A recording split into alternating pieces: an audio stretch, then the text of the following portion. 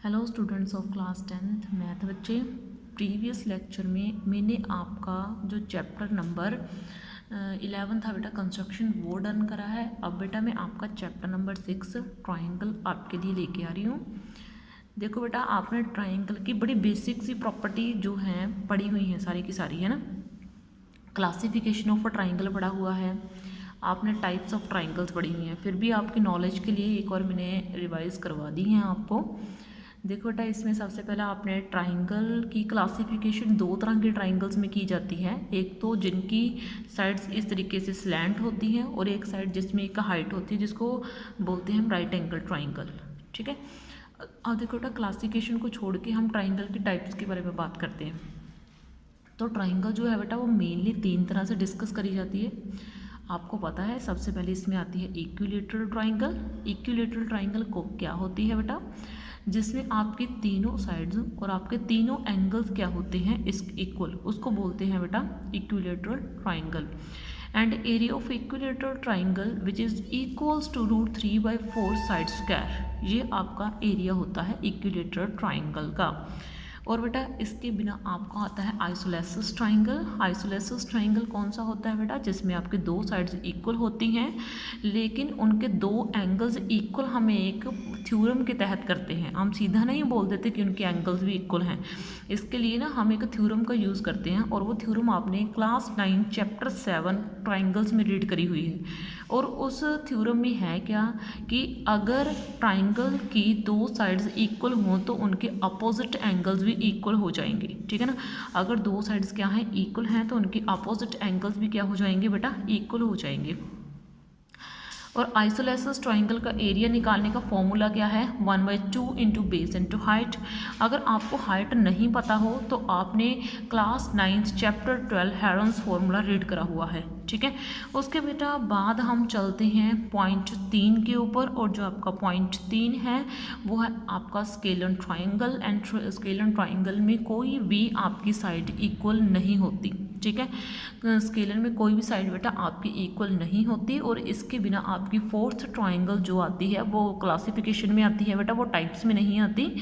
वो है बेटा आपका राइट एंगल ट्राइंगल। और राइट एंगल ट्राइंगल आप सभी को नॉलेज है, आपने बहुत रट्टे लगाए हुए हैं क्लास 9th में इसके। ठीक है ना, इस तरह की होती है जिसमें बेटा इस चीज़ को, ये जो सीधी सीधी हाइट होती है, और एक ना बच्चों को हाइट में नहीं पता लगता, वो टेढ़ी चीज़ को भी हाइट बोलते हैं। टेढ़ी स्लैंट हाइट होती है, ये आपने चैप्टर नंबर 13 पढ़ा है क्लास 9th में।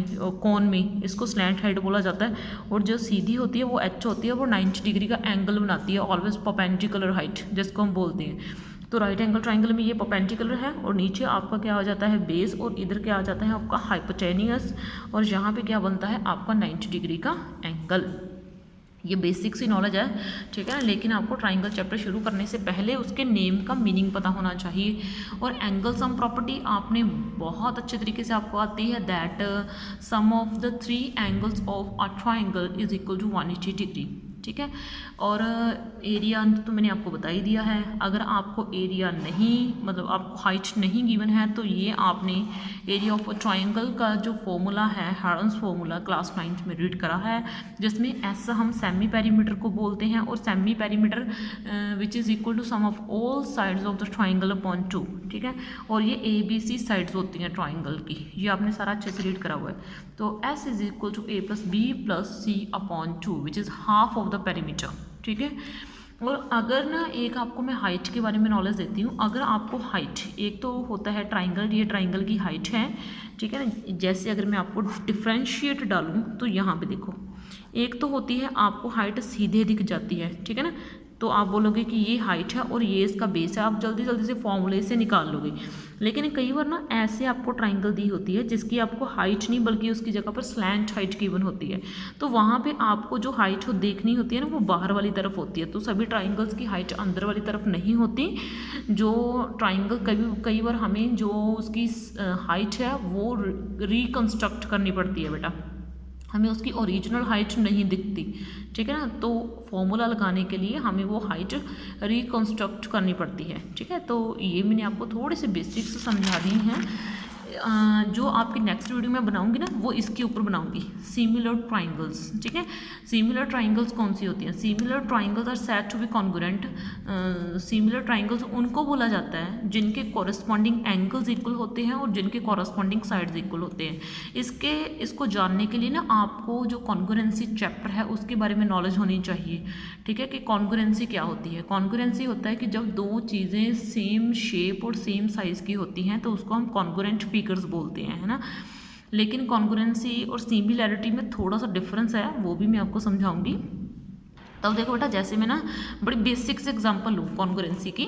ठीक है, बिल्कुल सिंपल से एग्जांपल लूँ। अगर आपने कॉन्ग्रुएंसी बहुत डिफिकल्ट से डिफिकल्ट की भी पढ़ी हुई है ना, फिगर के अंदर फिगर की कॉन्ग्रुएंसी पढ़ी हुई है। ठीक है ना, अगर मैं आपको बड़ा सिंपल और बेसिक सा क्वेश्चन लूँ, है ना, अगर मैं बोलूँ कि इन दोनों फिगर्स को आप कॉन्ग्रुएंट प्रूव करके दिखाओ, तो मतलब वो डिपेंड करता था कि आपको फिगर में क्या क्या दिया हुआ है, इक्वल क्या क्या दिया हुआ है, तो आप उस हिसाब से कॉन्ग्रुएंसी लिख लेते थे। ठीक है ना, तो बस हम अब जो आपकी नेक्स्ट वीडियो करेंगे उसमें हम सिमिलैरिटी और कॉन्ग्रुएंसी दोनों के बीच का डिफरेंस समझेंगे कि एक्चुअल में दोनों में डिफरेंस है क्या। ठीक है ना, अगर वो दोनों एक जैसे हैं उनकी कॉमन प्रॉपर्टीज़ क्या हैं। ठीक है, और एक फिगर को देख के हम कैसे समझ सकते हैं कि वो फिगर सिमिलर है या नहीं है। ठीक है, कि ये फिगर इसके सिमिलर है या नहीं है, इसको कैसे समझेंगे। ठीक है, ये थोड़ी सी जो छोटी छोटी बेसिक बातें हैं वो बेटा मैं आपकी नेक्स्ट वीडियो में आपके लिए लेके आऊँगी। ओके बेटा, थैंक यू।